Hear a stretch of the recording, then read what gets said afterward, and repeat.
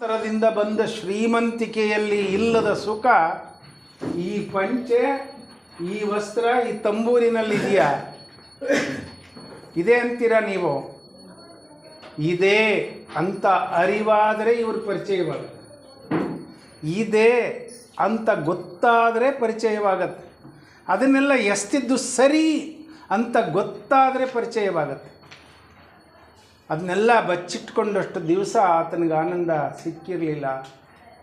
ಕಳ್ಳರನ್ನು ಕಾಯುವ, ವೇತನವಿಲ್ಲದೆ ಕಳ್ಳರನ್ನು ಕಾಯುವ ಪೊಲೀಸನ ಕೆಲಸ ಮಾಡ್ತಿದ್ದ. ಮೂಕ್ತಿ ಕೊಟ್ಲು ಅಂತ ಹೆಂಡ್ತಿಗೆ ಏನೇನೋ ಮಾಡೋಕ್ಕೆ ಹೋಗ್ಬಿಟ್ಟಿದ್ದ. ಅದಕ್ಕಿಂತ ಮೊದಲೇ ಸಿಕ್ಕಿತ್ತದು ಮೂಕ್ತಿ. ಇಷ್ಟೇ ಆಶ್ಚರ್ಯ. ಇದಾಯಿತು. ಇನ್ನು ಆ ಪುಣ್ಯಾತ್ಮ ಹುಟ್ಟೋದು ಬ್ರಹ್ಮವಿದ್ಯಾಪುರದಲ್ಲಿ. ಆತನ ಊರಿನ ಹೆಸರು ಬ್ರಹ್ಮವಿದ್ಯಾಪುರ. ತಂದೆ ತಾಯಿಯ ಹೆಸರನ್ನು ಕೇಳಿದ್ರೇ ಆನಂದ. ಅವ್ರ ಮನೆಗೆ ಯಾರ ಹೆಸರನ್ನಾದರೂ.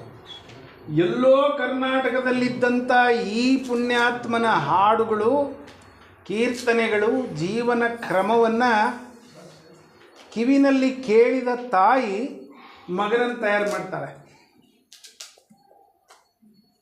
ಬದುಕೋದಾದರೆ ಪುರಂದರದಾಸರಂತೆ ಬದುಕು ಅಂತ. ಅವರ ಕೀರ್ತನೆಗಳನ್ನು ತೆಲುಗಿಗೆ ತರ್ಜುಮೆ ಮಾಡಿ ಪರಿಚಯ ಮಾಡ್ತಾಳೆ ಅವರಿಗೆ, ತ್ಯಾಗರಾಜರಿಗೆ.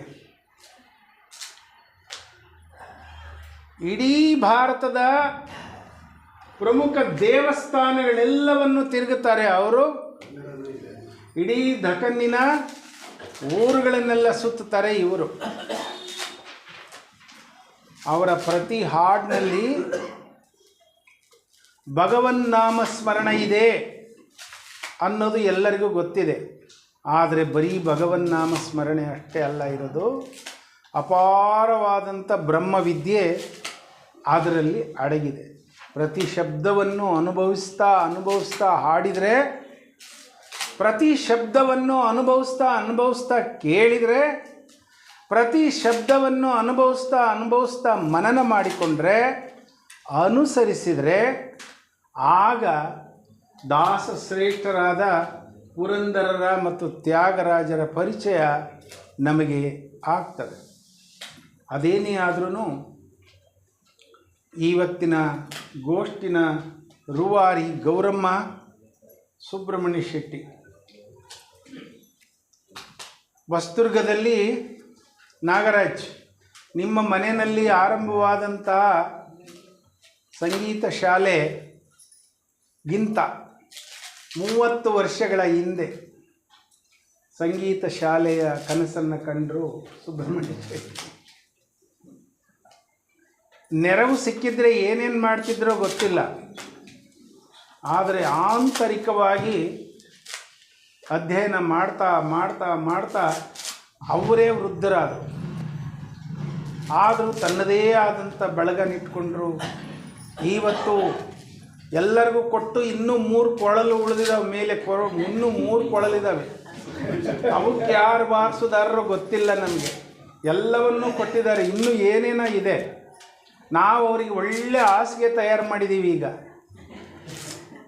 ಹಾಸಿಗೆ ಮೇಲೆ ಮಲಗಿಯೇ ಅಧ್ಯಯನ ಮಾಡಲಿ, ಧ್ಯಾನ ಮಾಡಲಿ ಅನ್ನೋವಷ್ಟು ವ್ಯವಸ್ಥೆಯನ್ನು ಅವರಿಗೆ ನಾವು ಮಾಡ್ತೀವಿ. ನಮ್ಮ ಹಿರಿಯರವರು. ಅವರ ಭುವನೇಶ್ವರಿ ಜಾನಪದ ಕಲಾ ಸಂಘ ತಾವೆಲ್ಲರೂ ಬೆಳೆಸಿದರೆ ಬೆಳೆಯುತ್ತೆ. ಜ್ಞಾನವನ್ನು ಕೊಡುತ್ತೆ, ವಿಜ್ಞಾನವನ್ನು ಕೊಡುತ್ತೆ, ಗಾನವನ್ನು ಕೊಡುತ್ತೆ, ಆನಂದವನ್ನು ಕೊಡುತ್ತೆ, ಸಂತೋಷನೂ ಕೊಡುತ್ತೆ. ಆ ದೃಷ್ಟಿಯಿಂದ ಇವತ್ತಿನ ಗೋಷ್ಠಿಯನ್ನು ನಾನೇನು ವಿವರಿಸಬೇಕಾಗಿಲ್ಲ.